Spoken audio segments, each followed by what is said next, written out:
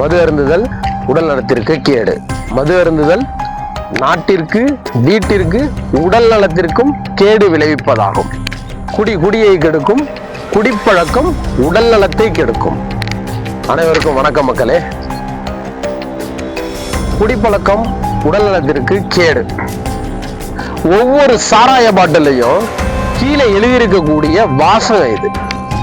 நம்மளால எப்படி குடிக்கிறாங்க? நேரா ஒயின் ஷாப்புக்கு போறாங்க, ஒரு பாட்டில வாங்குறாங்க, கரகரன்னு ஓபன் பண்றாங்க, கல்பா அடிக்கிறாங்க. கல்பா அடிச்சோனையும் ராவா குடிச்சோனையும் அப்ப வருமே ஒரு சந்தோஷம். அந்த சந்தோஷத்துக்கு உண்மையிலே சொல்ல போனோம் அப்படின்னோம்னா எல்லையே இல்லைங்க. கோடி ரூபா கொடுத்தாலும் கிடைக்காத ஒரு சந்தோஷம் எது அப்படின்னா பாட்டில ஓப்பன் பண்ணோன்னே பாட்டிலோட வச்சு அடிக்கிறது தான். குடிச்சு முடிச்சுட்டு அந்த பாட்டில அப்பதான் திருப்பி பார்க்கறான். திருப்பி பார்த்தோனையும் நம்ம அரசு எழுதியிருக்குல்ல அந்த வாசகம் கண்ணுல படுது. சில நபர்கள் அந்த வாசகத்தை படிப்பதும் உண்டு, சில நபர்கள் படிக்காததும் உண்டு. படித்த நபர்கள் என்ன பண்ணுவாங்க, படிச்சு முடிச்சோனையும் ஏதாவது அரசே விற்கிது, அரசே இந்த மாதிரியான ஒரு வாசகமும் எழுதியிருக்கு, இப்ப நம்ம குடிக்கணுமா குடிக்க வேணாமான்ற ஒரு கன்ஃபியூஷன்ல வந்து அந்த பாட்டில தூக்கி வீசிட்டு அவன் பாட்டுக்கு போய் அவனுடைய வேலையை பார்த்துட்டு இருப்பான். ஒரு 4 நாளைக்கு முன்னாடி நாகர்கோவில்ல இருந்து ஒரு நபர் எனக்கு கால் பண்ணியிருந்தாங்க. நம்ம வீடியோவை பார்த்துட்டு கால் பண்ணியிருந்தாங்க. சார், நான் வந்து குடியிலிருந்து விடுதலை பெற வேண்டும், எப்படிங்க சார் அப்படின்னு சொல்லி கேட்டிருந்தாங்க. நமக்கு ஜென்ரலாக ஃபோன் பண்ணும்போது எல்லார்ட்டையும் கேட்கக்கூடிய கேள்விகள் என்ன அப்படின்னா, நீங்கள் வந்து ஒரு நாளைக்கு எவ்வளோ குடிப்பீங்க, எப்படி எல்லாம் குடிப்பீங்க, டே ஃபுல்லாக குடிப்பீங்களா, என்ன ஏது அப்படின்ற ஒரு டீட்டெயிலை வந்து நம்ம கேட்போம். அவரும் வந்து ஜென்ரலாக நான் சொல்லிட்டு இருந்தாப்புல, என்னன்னா சார், சில நாட்கள் வந்து நான் காலையிலே குடிக்க ஆரம்பித்தேன் அப்படின்னா அன்னைக்கு ஃபுல்லாகவே குடிக்கிற மாதிரியான சூழ்நிலைகள் ஏற்பட்டுருது. இல்லை அப்படின்னா அதை ஒரு காரணமாக வச்சு நான் குடிக்கிறேன்.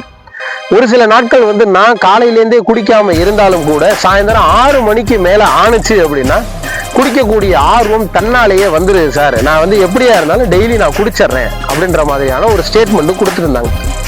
சரி, ஓகே அப்படின்னு சொல்லிட்டு நான் நிறைய கிட்டத்தட்ட ஒரு 1 ஹவருக்கு மேல அவர்கிட்ட பேசினதுக்கு அப்புறம் கடைசியாக சொன்னது என்னன்னா, ஓகேங்க சார், உங்களுடைய 48 நாட்கள் ஒரு பயிற்சியை நான் எடுத்துக்கிறேன், நான் திருந்தணும்னு ஆசைப்படுறேன், உங்களுடைய ஃபார்முலாஸை எனக்கு டெய்லியும் அட்வைஸ் பண்ணுங்க, நான் உங்களுடைய பயிற்சியில நான் கலந்துக்கிறேன், உங்களுடைய பயிற்சியை நான் அட்டன் பண்றேன் சார், நான் வந்து திருந்தணும், என்னுடைய வாழ்க்கை புது வாழ்க்கையாக மாறணும் அப்படின்னு சொன்னாங்க.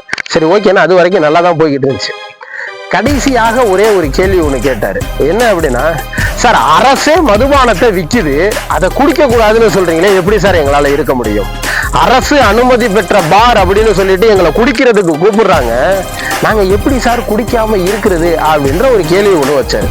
சார், அந்த கேள்வி கரெக்டு தான், நான் இல்லைன்னு சொல்லவே இல்லை, நான் அதை முற்றிலுமாக மறுக்க மாட்டேன். சார், வீட்டுல விஷம் இருக்கு அப்படின்னு சொல்றதுனால வந்து விஷத்தை எடுத்து நீங்க குடிச்சிருவீங்களா? குடிச்சிருவோமா? குடிக்க மாட்டோம். வீட்டுல நீங்க ஒரு தூக்க மாத்திரை போடுற ஒரு பேஷண்டா இருக்கீங்கன்னு வச்சுக்குவோமே, ஒரு நாளைக்கு ஒரு தூக்க மாத்திரை எடுத்துக்கணும் அப்படின்றது உங்களுடைய டாக்டரோட பரிந்துரை அப்படின்னு வச்சுக்கிட்டோம் அப்படின்னா, ஒரு நாளைக்கு ஒரு தூக்க மாத்திரை எடுத்துக்கிற இடத்துல எனக்கு அதிகமாக தூக்கம் வேண்டும் அப்படின்னு சொல்லிட்டு ஒரே நாளையில 10 தூக்க மாத்திரையை நீங்க சாப்பிடுவீங்களா? நம்ம சாப்பிட மாட்டோம். ஏன் சாப்பிட மாட்டோம்? Immediate result. விஷத்தை குடிச்சோம், ஒரு 10 தூக்க மாத்திரை இமிடியேட்டா நம்ம போட்டோம் அப்படின்னோம்னா இமிடியேட்டா நமக்கு சாவு வந்துடும் அப்படின்றது நமக்கு நல்லா தெரியும். ஆனா சாராயத்தை நம்ம டெய்லி குடிச்சுக்கிட்டு இருந்தோம் அப்படின்னா இது ஸ்லோ பாய்சன் அப்படின்றது உங்களுக்கு யாருக்குமே தெரியறது கிடையாது.